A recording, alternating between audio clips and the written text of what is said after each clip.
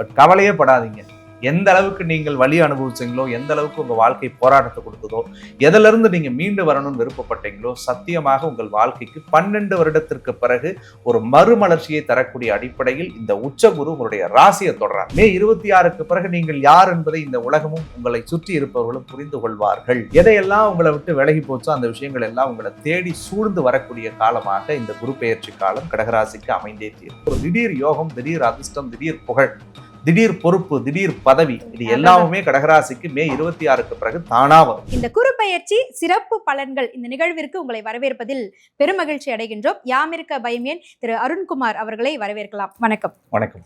ரொம்ப மகிழ்ச்சி உங்களை சந்திக்கும் போது. பல பேருக்கு நம்பிக்கை வந்திருக்கும். இப்பவே கமெண்ட்ஸ்ல ஓம் முருகா அப்படின்னு கொடுத்துட்டு இருப்பாங்கன்னு நினைக்கிறேன். நம்மளுடைய இன்றைய இந்த பதிவு அப்படின்றது ரொம்ப முக்கியமானது. வாக்கிய பஞ்சாங்கப்படி குரு பெயர்ச்சி பலன்களை நம்ம பார்க்க போறோம். இப்ப பார்வைக்குன்னு ஒரு பவர் இருக்கு அப்படின்றது எல்லோருக்கும் தெரியும். காதலியினுடைய கடைக்கண் பார்வை நம்ம மேல விழுமா அப்படின்னு நம்ம பார்ப்போம். மனிதர்களுக்கே அப்படி இருக்கும் பொழுது கிரகநிலைகளினுடைய பார்வைக்கு வித்தியாசம் இருக்கு. சனி பார்வைனா ஒரு பயம் வருது, குரு பார்வைனா ஒரு மகிழ்ச்சி வருது. இந்த இரண்டிற்கும் உள்ள வேறுபாடு சொல்லுங்க. குரு பார்வை அப்படின்றது எவ்வளவு முக்கியம்? குரு பாத்தீங்கன்னா சுபத்துவமான கிரகம். ரொம்பவே நல்ல மனிதர்களுடைய பார்வை. இப்ப நம்மளே மனிதர்கள்ட்ட பேசும்போது பழகும் போதெல்லாம் நல்ல மனிதர்களோட இருக்கும் பொழுது ஒரு நல்ல விதமான உணர்வுகளை நம்ம ஃபீல் பண்றோம். ஒரு டாக்ஸிக்கான பீப்புளோட நம்ம பேசணும்னா அந்த என்விரான்மெண்டே நம்மளை போட்டு பாடாப்படுத்தி எடுத்துரும். இப்ப ஜாதக ரீதியா பார்க்கும் பொழுது முழுமையான ஒரு சுப கிரகம் குரு பகவான். அந்த குரு பகவான் பார்க்கக்கூடிய இடங்கள் அப்படின்றது அப்படியே அந்த குரு பார்க்க கோடி பாவங்கள் நிவர்த்தி ஆகும்னு சொல்லுவாங்க பாருங்க. அப்ப எந்தெந்த இடத்துல எல்லாம் பிரச்சனைகளும் போராட்டங்களும் வலிகளும் ஒருவருடைய ஜாதகத்தில் இருக்கிறதோ இந்த குரு அந்த இடங்களை பார்க்கக்கூடிய காலகட்டம் வரும் பொழுது அந்த வலிகள் அத்தனையும் தானாக மாறும். அவர்கள் பாவங்களே செஞ்சிருந்தாலும் கூட நீங்க அழகா சொன்ன மாதிரி ஒரு காதலன் காதலியை பார்க்கக்கூடிய நிகழ்வு நடக்கும் பொழுது ஏற்படக்கூடிய சந்தோஷம் மாதிரி இந்த குரு பார்க்கக்கூடிய இடங்கள் நிச்சயமாக புனிதத்தன்மை அடையும். அப்படிப்பட்ட ஒரு பார்வை எங்க மேல விழாதா அப்படின்னு யாமிருக்க பயமே நண்பர்கள் எல்லாருமே பார்த்துட்டு இருப்பாங்க. இப்ப கமெண்ட்ஸ்ல கொடுத்துட்டு இருப்பாங்க, வலி மட்டும்தான் மிச்சம், உயிர் மட்டும்தான் இருக்கு அப்படின்ற கமெண்ட்ஸ் நம்ம பார்க்கிறோம். இது எல்லாவற்றிற்கும் நிவர்த்தி தரும் வகையில வாக்கிய பஞ்சாங்கப்படி வரக்கூடிய இந்த குரு பெயர்ச்சி பலனை பத்தி சொல்லுங்க. எந்த நேரத்துல அது நிகழப்போகுது, அதை பற்றி ஒரு விளக்கம் கொடுங்க.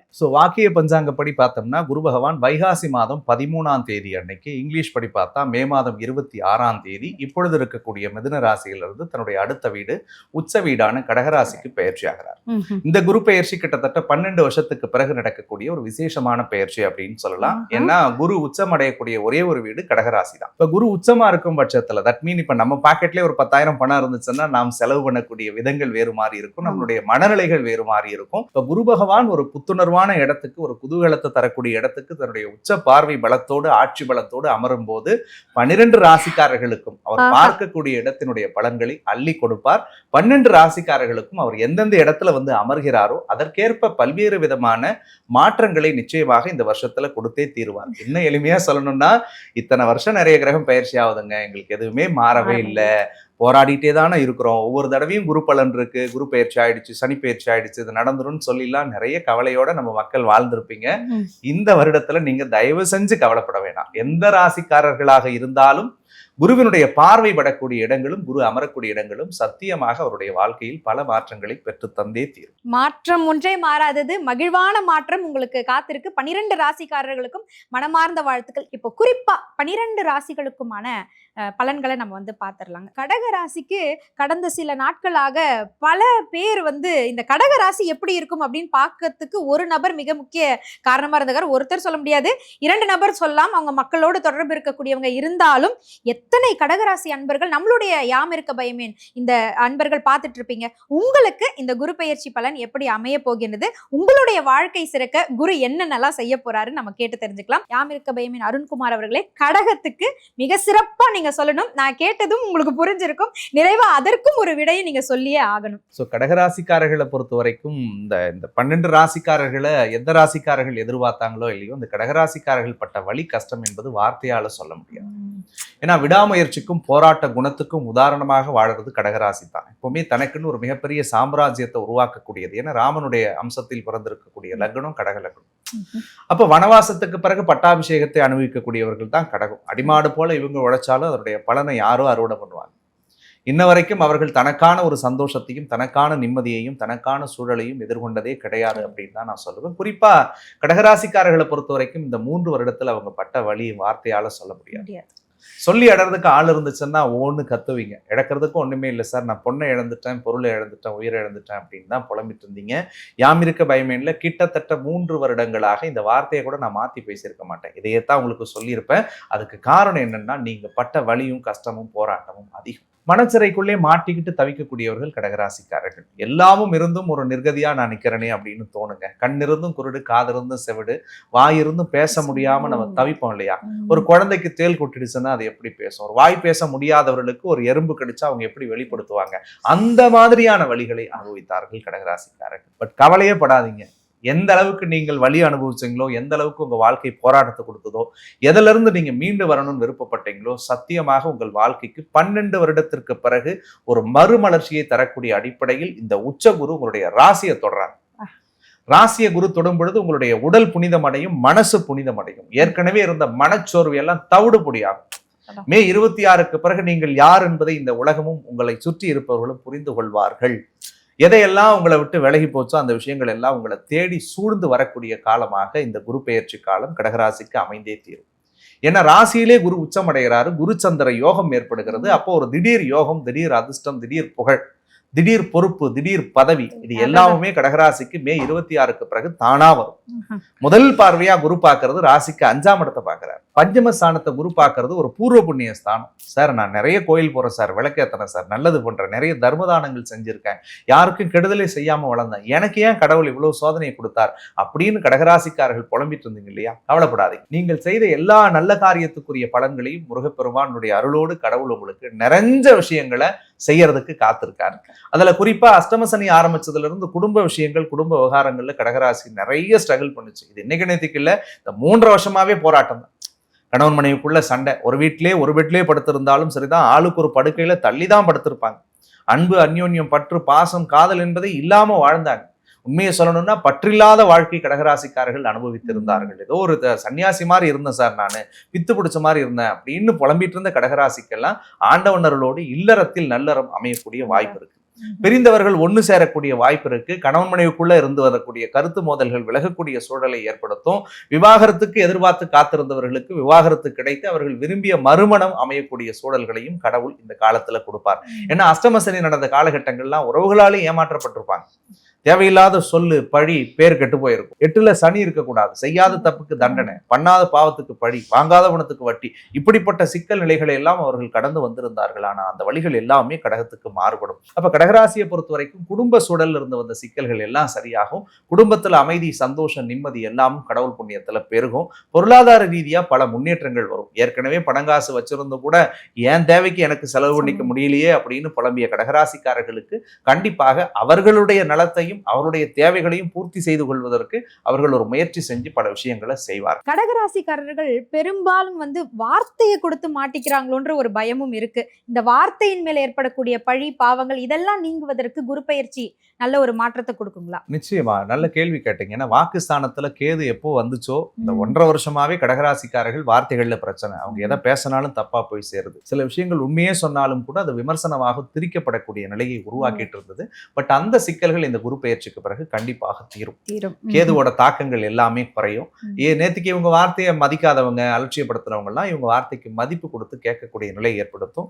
மே 26க்கு அப்புறம் பாருங்க, இவங்க திறந்து வாயை திறந்து பேசுறது எல்லாமே சென்சேஷனலா மாறும்.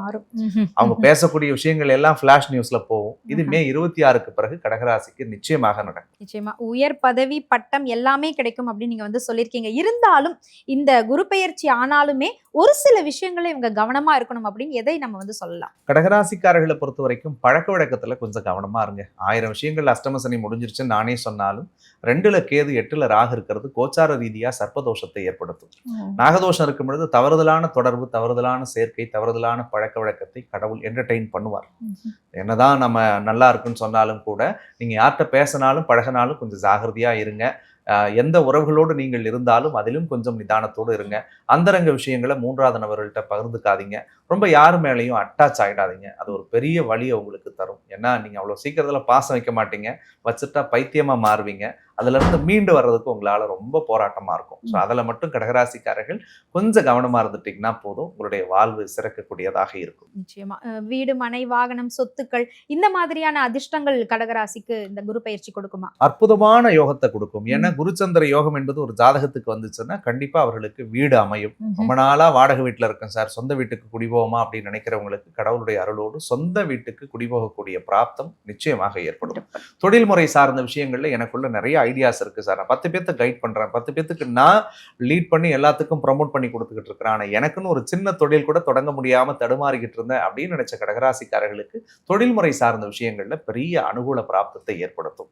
பல பேர் ஒரு சின்ன சைக்கிளாவது வாங்கிட மாட்டோமா அப்படின்னு எதிர்பார்க்கக்கூடியவர்களுக்கு வண்டி வாகன பிராப்தமும் இந்த காலகட்டத்துல கடவுளுடைய அருளோடு அமையக்கூடியதாக இருக்கிறது. ஸோ சுபத்துக்குரிய செலவுகள் இந்த காலகட்டத்தில் அவங்களுக்கு நிறையவே நடக்கும். ஏன்னா 12ல குரு இருந்த காலகட்டங்கள் நிறைய விரய செலவுகளை பண்ணாங்க. ஒரு வருஷம் முழுக்க தேவையில்லாத செலவு நிறைய போச்சு. வேற எதுக்கோ 10 ரூபா சேர்த்து வச்சிருப்பாங்க, ஆனா அது வேற ஒண்ணுக்கு செலவு பண்ணிருப்பாங்க. பட் அந்த கஷ்டங்கள் ஆண்டவர்களோடு அவங்களுக்கு மாறும். நிச்சயமா இந்த சத்துருக்களை கண்டறியணும், வாயை கொஞ்சம் அடக்கமா வச்சுக்கணும் அப்படின்னா இறையருள் இல்லாம அது நிச்சயமா முடியாது. கடகராசி அன்பர்கள் எந்த தெய்வத்தை வணங்குவது சிறப்பாக இருக்கும்? கடகராசிக்காரர்களை பொறுத்த வரைக்கும் சந்திர பகவானுக்குரிய வழிபாடு அவர்களுக்கு மிகச்சிறந்ததாக இருக்கும். ஸோ சந்திரனுக்குரிய வழிபாடுன்னு சொல்லும் பொழுது அருகில் இருக்கக்கூடிய சிவன் கோவிலுக்கு பௌர்ணமி அன்னைக்கு அவங்க போயிட்டு பௌர்ணமியினுடைய நில ஒளி அவர்கள் மீது படும்படியாக அந்த இறைவனை மனமுருக பிரார்த்தனை செஞ்சு முடிச்சுட்டு 2 அகல் தீபத்தை ஏற்றி வச்சுட்டு, அது எந்த கோவிலாக இருந்தாலும் அந்த கோவிலுடைய பிரகாரத்தை ஒரு 3 சுத்தி வரும் பொழுது அந்த சந்திரனோடு மனம் விட்டு இவர்கள் பேசினாலே போதும், இவருடைய வாழ்வு மேம்படும். அப்படி அங்க போக முடியல சார் அப்படின்னா திருவண்ணாமலை அண்ணாமலையார ஒரு முறை மலைவளமாக கிரிவலமாக வந்து அவர்கள் வழிபட்டு செல்லும் பொழுது நிச்சயமாக இந்த அஷ்டம சனியால் அவர்களுக்கு ஏற்பட்ட எல்லா தாக்கங்களும் சத்தியம் குறையும். முக்கியமா சொல்லணும்னு நினைக்கிறது, கடகராசிக்காரர்கள் உங்க மனசுல இருக்கக்கூடிய வலி, போராட்டம், சித்திரவதை, மன உளைச்சல், ஏன்னா 1000 விஷயங்களை நான் ஆறுதலுக்கு எது பேசினாலும் உங்க மனம் ஒன்றாது. ஏன்னா நீங்க பட்ட வலி உங்க மனசாட்சிக்கு மட்டும்தான் தெரியும். ஸோ அந்த வழியிலிருந்து கடவுள் நமக்கு ஒரு மாற்றத்தை கொடுப்பாரா அப்படின்னு நீங்க எதிர்பார்க்குறீங்க, சத்தியமாக கொடுப்பார். உங்களுடைய பலம் என்னன்றதை நீங்க நிரூபிப்பீங்க. எந்த இடத்தில் நீங்கள் சோர்ந்து விழுந்தீர்களோ அந்த இடத்தில் நீங்கள் மிகப்பெரிய ஒரு வேங்கையாக நிற்கக்கூடிய அனுகூலத்தை கடவுள் கொடுப்பார். எங்கு நீங்கள் புறக்கணிக்கப்பட்டீர்களோ அங்கு நீங்கள் அலங்கரிக்கப்படுவீர்கள். இதை நீங்க குறிச்சு வச்சுக்கலாம்.